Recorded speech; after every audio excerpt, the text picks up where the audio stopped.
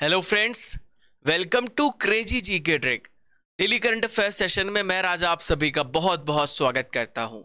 दोस्तों, आज है तारीख 9 सितंबर 2022 और आज से संबंधित जितनी भी इंपॉर्टेंट करंट अफेयर्स होगी उसे मैं आपके लिए डिस्कस करूंगा।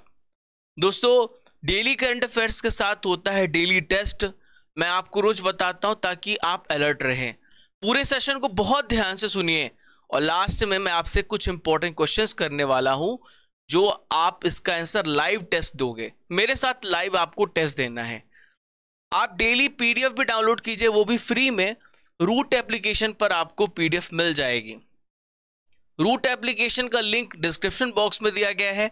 रूट एप्लीकेशन को आप सर्च भी कर सकते हैं गूगल प्ले स्टोर से, और जैसे ही आप सर्च करेंगे और डाउनलोड करेंगे, जब आप ओपन करेंगे तो यहां पर आपको 3 लाइन दिखेंगी। इन 3 लाइन पर आप क्लिक कीजिए, आपको फ्री टेस्ट और स्टडी मटेरियल पर आप क्लिक करें, यहां पर डेली पीडीएफ मिल जाएगी। 2, 3, 4 महीनों की पीडीएफ यहां पर लगातार रखी हुई है। आप जाकर के पिछले मंथ्स का भी और महामैराथन की पीडीएफ भी यहां से डाउनलोड कर सकते हैं। दोस्तों, याद रखिए, जिंदगी में हम कुछ नया इसलिए भी क्यों नहीं कर पाते हैं क्योंकि हमें लगता है कि दूसरे नहीं कर रहे हैं तो हम कैसे कर सकते हैं। ये होता है दोस्तों। तो हमें दूसरों को नहीं देखना है, हमारा जो कंपटीशन है खुद से है। जब हम खुद सोचेंगे, खुद मेहनत करेंगे, तभी हम आगे बढ़ पाएंगे। चलिए, आज का सबसे पहला क्वेश्चन देखते हैं। सारे पॉइंट को ध्यान से सुनिए और सभी पॉइंट को नोट भी कीजिएगा। तो पहला प्रश्न, हाल ही में पीएम मोदी जी ने सुभाष चंद्र बोस की प्रतिमा का इनॉग्रेशन किया है, यानी अनावरण किया है। कहां पर किया है? The right answer is India Gate. कहां पर किया है? इंडिया गेट पर किया है। यहां पर इस प्रकार से आप देख पा रहे हैं। तो पीएम मोदी जी ने कहां पर? दिल्ली के इंडिया गेट पर नेताजी सुभाष चंद्र बोस की 28 फीट की एक ऊंची प्रतिमा को राष्ट्र को समर्पित किया है। हालांकि इसके पहले करंट अफेयर्स मैंने आपको पढ़ाया था 23 जनवरी को इंडिया गेट पर नेताजी सुभाष चंद्र बोस की एक होलोग्राम स्टेचू का अनावरण किया गया था, लेकिन अब उसकी जगह पर एक परमानेंट प्रतिमा लगाई गई है। दोस्तों, इसके अलावा कल के करंट अफेयर्स में हमने कवर किया था कि जो राष्ट्रपति भवन से लेकर के नेताजी सुभाष चंद्र बोस स्टेचू के जो भी यहां पर मार्ग है उसका नाम बदलकर कर्तव्य पथ रखा गया है। पहले इसका नाम था राजपथ। पहले क्या नाम था? राजपथ। अब राजपथ की जगह इसका नाम होगा कर्तव्य पथ। क्वेश्चन नंबर 2, हाल ही में भारत और किस देश ने 26 देशों के लिए साइबर सुरक्षा अभ्यास का डिजाइन और संचालन किया है? The right answer is Bharat और ब्रिटेन ने मिलकर के 26 देशों के लिए साइबर सुरक्षा अभ्यास का डिजाइन किया है। तो भारत की तरफ से बात करें तो भारत की तरफ से राष्ट्रीय सुरक्षा परिषद सचिवालय और ब्रिटेन की तरफ से ब्रिटिश एरोस्पेस सिस्टम, इन दोनों के कोऑपरेशन से 26 देशों के सफलतापूर्वक साइबर सुरक्षा अभ्यास का डिजाइन और संचालन किया गया है। इस अभ्यास का उद्देश्य होगा जो डिफरेंट ऑर्गेनाइजेशन है उनको साइबर हमले के संकट से व्यापक सुरक्षा प्रदान करना। आप सभी को पता है कि अभी डिजिटल युग है। अगर किसी देश को बर्बाद करना है, ऑर्गेनाइजेशन को बर्बाद करना है, तो बस आप उसे क्या करिए, यानी आप साइबर की मदद से आप नुकसान पहुंचा सकते हैं, ऐसा देखा जा रहा है। तो हमारी जरूरत है कि हम इससे बच सके। इस अभ्यास में भारत का जो नेतृत्व में इंटरनेशनल काउंटर रैंसमवेयर इनिशिएटिव के तहत संचालित किया गया है। देखिए, साइबर सिक्योरिटी क्या होती है थोड़ा डिटेल में आपको समझाता हूं। साइबर सिक्योरिटी को दूसरी भाषा में हम साइबर सेफ्टी भी कहते हैं। ये क्या है? एक प्रकार की सिक्योरिटी है जो इंटरनेट से जुड़े सिस्टम के लिए एक सिक्योरिटी प्रदान करता है। देखिए, इसके द्वारा क्या होगा कि जो सॉफ्टवेयर है और जो हार्डवेयर है उसकी डेटा को और भी सिक्योर बनाया जा सकता है। ये बहुत ज़रूरी है क्योंकि जो हमारा पर्सनल डाटा है वो पीडीएफ फॉर्मेट में होता है, डॉक्यूमेंट के फॉर्मेट में होता है, टेस्ट के फॉर्मेट में होता है, या किसी भी प्रकार के डाटा को हमारे कंप्यूटर में जो भी रहता है उसको सुरक्षित रखने के लिए साइबर सिक्योरिटी जरूरी है। हमारा ऐसा कोई भी डाटा जिसमें सिर्फ हमारा कॉपीराइट होता है, उसे सुरक्षित रखने के लिए साइबर सिक्योरिटी बहुत जरूरी है। चलिए question number 3, very very important question. ये हाल ही की न्यूज में है, इसलिए बहुत ध्यान से सुनिए। UNESCO global network of learning cities में भारत के कौन से शहर शामिल किए गए हैं? तो साथियों, इसका सही उत्तर है नीलांबुर, त्रिशूर और वारंगल। इन तीनों को शामिल किया गया है दोस्तों। इन तीनों शहर को, भारत के तीनों शहर को शामिल किया गया है UNESCO global network of learning cities में।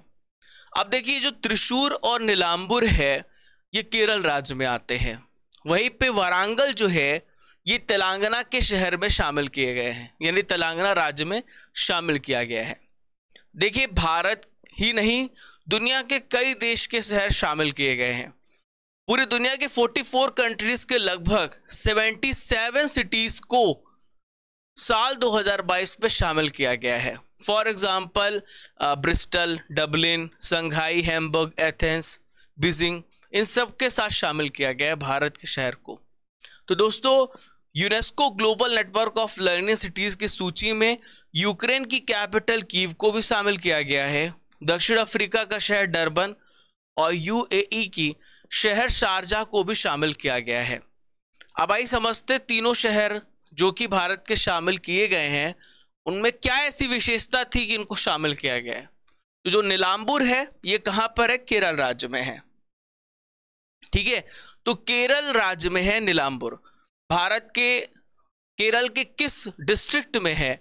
तो ये है मलप्पुरम जिले में स्थित एक नगर है। इस शहर की अगर विशेषता बात करें तो यहाँ पर अर्बन और रूरल दोनों का रहन सहन एक मिक्स रूप में देखा जा सकता है। यहाँ की जितनी भी आबादी है एग्रीकल्चर और उससे संबंधित इंडस्ट्री पर निर्भर करती है।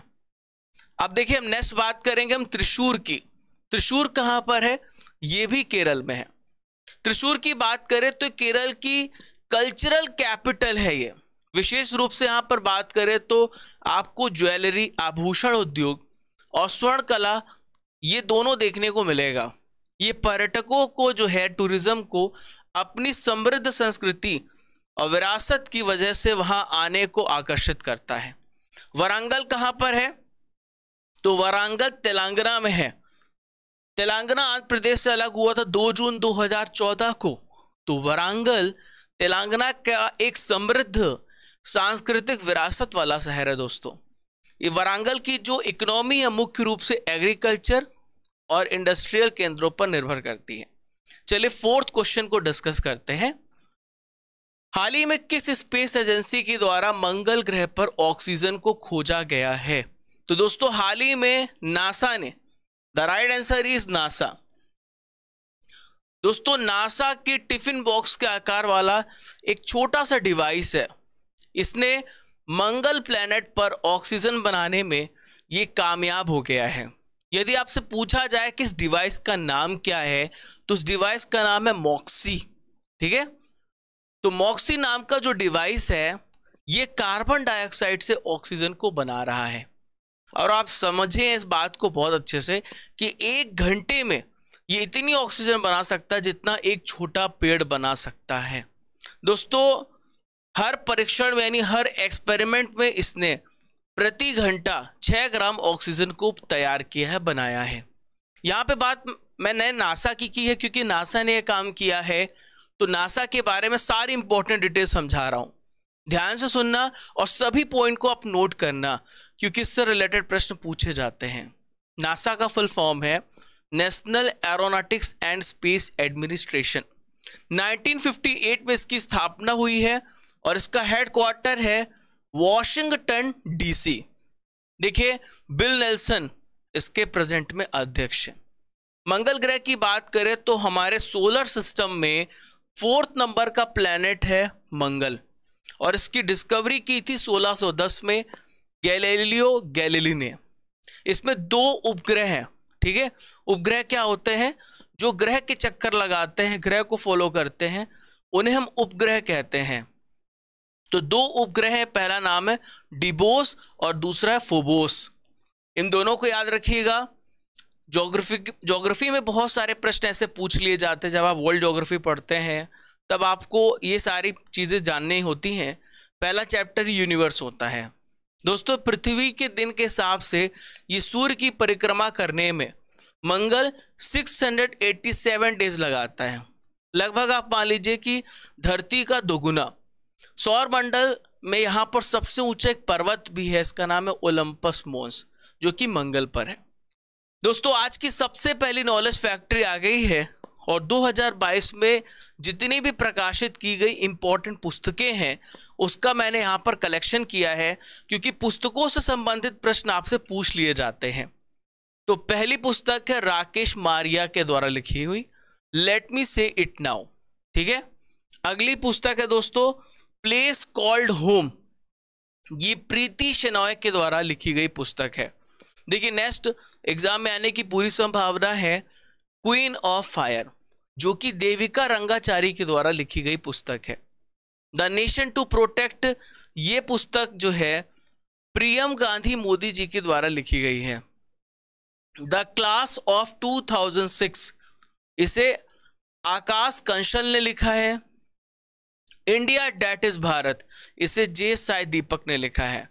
दोस्तों, भारत की सबसे पहली आईपीएस किरण बेदी के द्वारा लिखी पुस्तक है फियरलेस गवर्नेंस। सलमान खुर्शीद ने लिखी है सनराइज ओवर अयोध्या। और लास्ट है दिल्ली आ सोलिलोकी, एम मुकुंदू ने लिखी है। इन सभी पॉइंट्स को आप नोट कर लीजिए, क्योंकि एग्जाम में बुक्स से रिलेटेड, ऑथर से रिलेटेड क्वेश्चन पूछ लिए जाते हैं। बुक्स और ऑथर दोनों आप याद रखिएगा। चलिए, क्वेश्चन नंबर 5 आप सभी के सामने। हाल ही में पीटर एल्बर्स को किस एयरलाइंस कंपनी का सीईओ नियुक्त किया गया है? The right answer is Indigo. तो जो पीटर एल्बर्स हैं, ये इंडिगो एयरलाइन कंपनी के हाल ही में सीईओ बनाए गए हैं। देखिए, किस देश के हैं एल्बर्स? तो ही बिलोंग्स टू नीदरलैंड। कहाँ के हैं? नीदरलैंड के हैं। और एल्बर्स जो है ये रोनो जॉय दत्ता की जगह लेंगे। एल्बर्स इंडिगो के 4th नंबर के सीईओ हैं। यहां पे बात इंडिगो की है, तो इंडिगो से रिलेटेड बहुत सारे प्रश्न आपसे पूछ लिए जाते हैं। तो इंडिगो जो है 2005 में इसको कह सकते हैं आप, ये फाउंड हुआ था और ऑपरेशन करना यानी सक्सेसफुली रन होना 4 अगस्त 2006 को ये सक्सेसफुली ऑपरेट होने लगा। इसका हेडक्वार्टर हरियाणा गुड़गांव में है। दोस्तों, गुड़गांव में इंटरनेशनल सोलर एलियंस का भी मुख्यालय है। अजय माथुर प्रेजेंट में इसके प्रेसिडेंट हैं। 2015 में इंटरनेशनल सोलर एलियंस की खोज हुई थी, ठीक है। फाउंडर्स कौन है? राहुल भाटिया और राकेश गंगवाल। चेयरमैन है एम दामोदरन। चलिए, नेक्स्ट क्वेश्चन को डिस्कस करेंगे। हाल ही में सीजेआई यूयू ललित 49 नंबर के सीजीआई बने। हाल ही में यूयू ललित ने नालसा के नागरिक सेवा केंद्र का उद्घाटन कहां पर किया है? दोस्तों, ये कहां पर किया है? The right answer is Jaisalmer house, ठीक है। जैसलमेर हाउस में किया है नालसा के नागरिक सेवा केंद्र का उद्घाटन। दोस्तों, देश के चीफ जस्टिस उदय उमेश ललित ने राष्ट्रीय विधिक सेवा प्राधिकरण के नवनिर्मित राष्ट्रीय कार्यालय सेंटर फॉर सिटीजन सर्विस का उद्घाटन किया है। दोस्तों, पहले जो एक केंद्र था ये कहां पर था? जामनगर हाउस में था। जामनगर हाउस कहां पर? दिल्ली में है। लेकिन अब ये जैसलमेर हाउस दिल्ली में होगा। यहाँ पे बात NALSA की हुई है, नालसा की हुई है, तो मैं आपको उसका पूरा विवरण दे देता हूँ, एनालिसिस दे देता हूँ। पहले इसका फुल फॉर्म जानिए, काफी न्यूज में है, पूछा जा सकता है इस ऑर्गेनाइजेशन के बारे में, इस इंस्टीट्यूट के बारे में। नेशनल लीगल सर्विस अथॉरिटी 9 नवंबर 1995 1995 में नालसा की स्थापना हुई है। देखिए, इसका हेडक्वार्टर है नई दिल्ली में और प्रेजेंट में इसके कार्यकारी अध्यक्ष हैं जस्टिस DY चंद्रचूड़। देखिए, नालसा का आदर्श वाक्य है सभी के लिए न्याय तक पहुंच। दोस्तों, हमारे DPSP में यानी कि डायरेक्टिव प्रिंसिपल स्टेट पॉलिसी में नीति निर्देशक तत्व में एक आर्टिकल जोड़ा गया 39A, जहां पर गरीबों को निःशुल्क विधिक सहायता, फ्री लीगल एड प्रोवाइड किया जाएगा। इसके तहत समाज के जो कमजोर वर्ग हैं उनको निःशुल्क कानूनी सुविधा मुहैया कराना और लोक अदालतें आयोजित कराना नालसा का प्रमुख उद्देश्य है। चलिए, हाल ही में पुधुमाई पेन योजना, इसे किस राज्य में शुरू किया गया है? तो पुधुमाई पेन योजना को तमिलनाडु राज्य में शुरू किया गया है। कहां पर? तमिलनाडु राज्य में। दोस्तों इसमें क्या होगा डिटेल में समझते हैं। तो दोस्तों तमिलनाडु के जितने भी गवर्नमेंट स्कूल होंगे, जो बच्चे 5वीं से लेकर 12वीं तक पढ़ाई कर रहे हैं, उनको स्नातक यानी ग्रेजुएट या डिप्लोमा करने तक 1000 रुपये मंथली सहायता का भुगतान किया जाएगा। देखिए MK स्टैलिन जो है तमिलनाडु के प्रेजेंट में चीफ मिनिस्टर हैं। दोस्तों यहां पर मैं रिवीजन कराऊंगा क्योंकि योजनाओं की बात आ रही है, तो बहुत सारी योजनाएं हाल ही में लॉन्च की गई हैं और इससे रिलेटेड क्वेश्चन पूछ लिए जाते हैं। तो पहला है विलेज डिफेंस गार्ड योजना, जो कि जम्मू कश्मीर केंद्र शासित प्रदेश में लॉन्च किया गया है। इसके तहत वॉलेंटियर्स वहां पर लोगों की रक्षा करेंगे। विलेज डिफेंस, इसमें एक ग्रुप बनेगा और वहां के लोगों की रक्षा करेंगे। ऐसा नहीं कि फोन करना पड़े पुलिस को, पहले ही वो उस प्रॉब्लम को सॉल्व करेंगे। दूसरा है मेडिसेप योजना, जो कि केरल में है। मेडिसेप योजना क्या होती है दोस्तों? इसमें जितने भी सरकारी कर्मचारी हैं केरल राज्य के, तो उनको हेल्थ कवरेज मिलेगा। नेक्स्ट है ग्रामीण पिछवाड़े सुअर पालन योजना। 2 दिन पहले ही मैंने इसे कवर कराया, मेघालय राज्य में शुरू हुआ है। CM उद्योग खिलाड़ी उन्नयन योजना उत्तराखंड में लॉन्च किया गया है। अर्न विद लर्न योजना त्रिपुरा राज्य में इसकी शुरुआत की गई है। नारी को नमन योजना हिमाचल प्रदेश में शुरू किया गया है। लास्ट है काशी यात्रा योजना, इसमें काशी की यात्रा कराई जाएगी। जो भी कर्नाटक के वहां के निवासी होंगे, कर्नाटक राज्य के द्वारा इसे प्रारंभ किया गया है। चलिए अगला प्रश्न आ गया दोस्तों, केंद्र सरकार की PM श्री योजना किससे संबंधित है? काफी न्यूज में है, मोस्ट इंपॉर्टेंट क्वेश्चन। दोस्तों PM श्री योजना का संबंध है एजुकेशन से, शिक्षा से इसका संबंध है। दोस्तों 5 सितंबर 2022 को यह योजना लॉन्च हुई थी। इसके तहत क्या किया जा रहा है? देश भर में 15,000 स्कूलों का डेवलपमेंट और अपग्रेडेशन किया जाएगा, लगभग 15,000। ठीक है, तो यहां पर देखिए 14,500 स्कूलों का डेवलपमेंट किया जाएगा। तो अब इसमें डेवलपमेंट और अपग्रेडेशन कैसे होगा? स्कूलों में आपको यहाँ पर प्रयोगशाला मिलेंगी, ठीक है, स्मार्ट कक्षा मिलेंगी, आपको लाइब्रेरी मिलेगी और खेल के जो उपकरण मिलेंगे। यहाँ पर कला को प्रोत्साहन देने के लिए कला कक्ष भी होगा। तो बहुत सारी आधुनिक वस्तुओं से लैस होगा, अपग्रेड किया जाएगा। दोस्तों PM श्री योजना को बोला जाता है PM school for rising India, याद रखना। ठीक है, चलिए नेक्स्ट क्वेश्चन, क्वेश्चन नंबर 9। पिछला क्वेश्चन 8 था। ठीक है, बिरजू शाह कौन थे जिनका हाल ही में निधन हो गया है?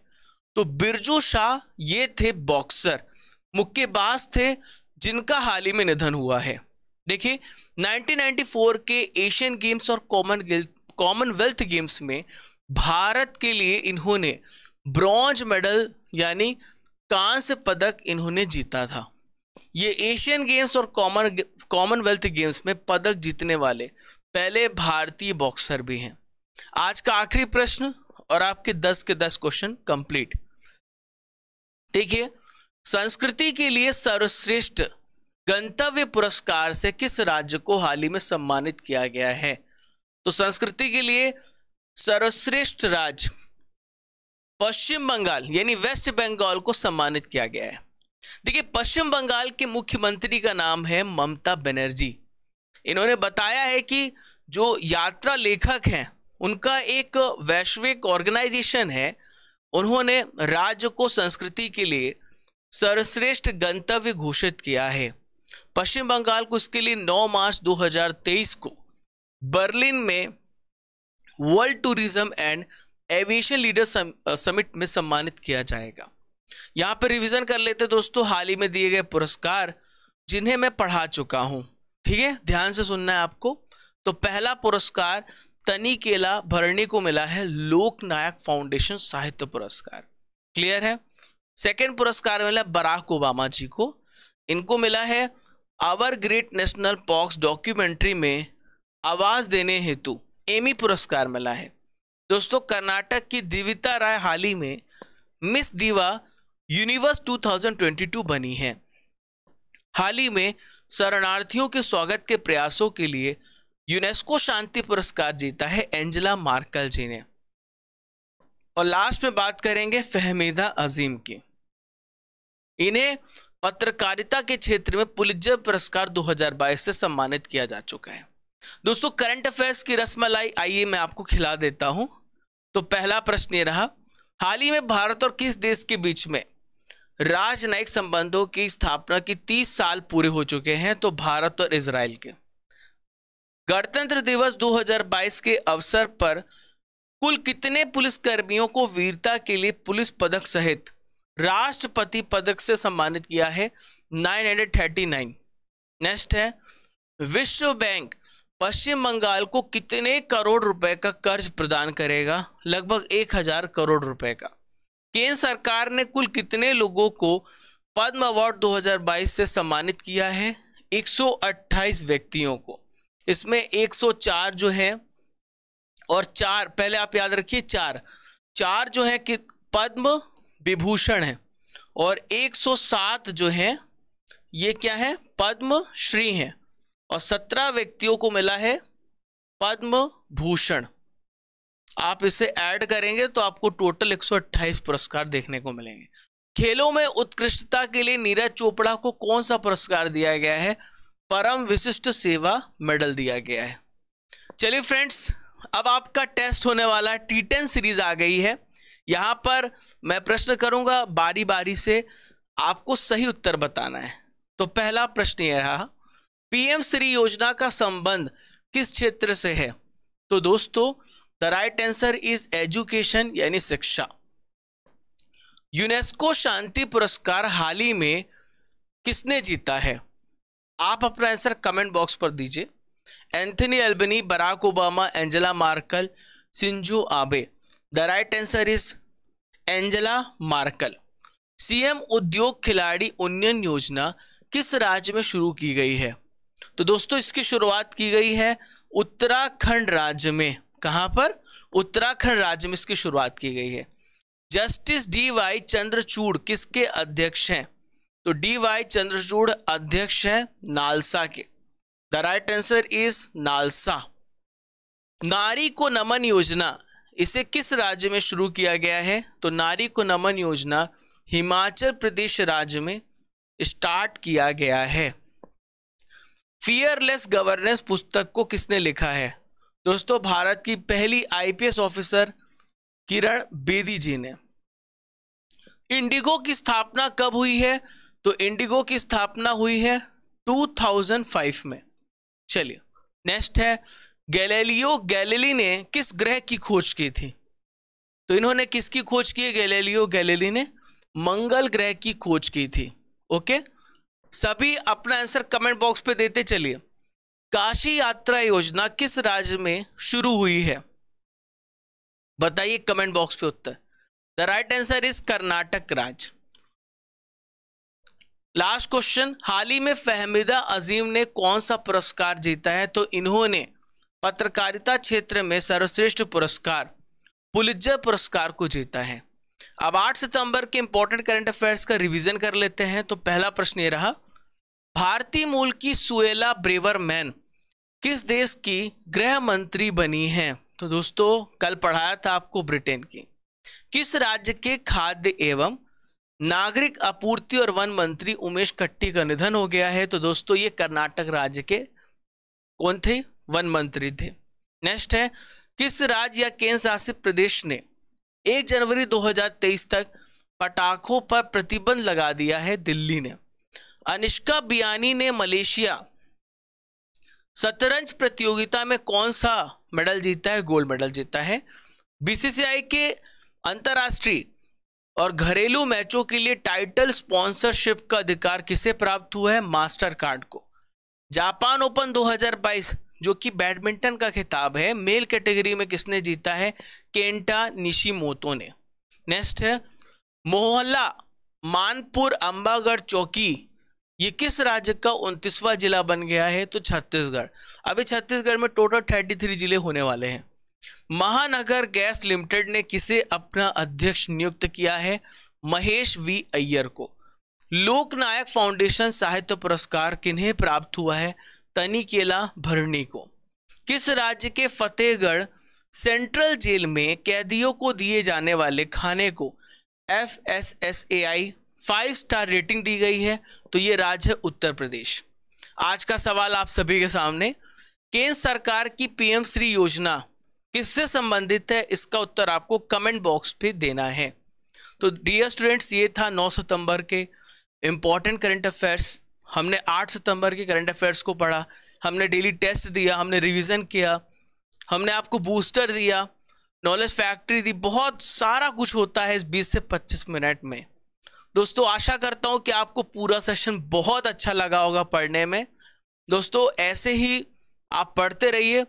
चैनल पर नए हैं तो चैनल को सब्सक्राइब कर लीजिए। हमें आप फॉलो कर सकते हैं डिफरेंट सोशल मीडिया प्लेटफॉर्म पर, और शेयर जरूर करिए अगर आपको सेशन अच्छा लगा हो, ठीक है। और क्योंकि आपको मैंने बताया कि ये हमारी फैमिली है और हमारी और आपकी जिम्मेदारी है इस फैमिली को इंडिया की बेस्ट फैमिली बनाना। दोस्तों अब चलने का समय हो गया है, कल मिलते हैं फिर इसी ऊर्जा, फिर इसी जोश के साथ। जब तक तोड़ेंगे नहीं तब तक छोड़ेंगे नहीं।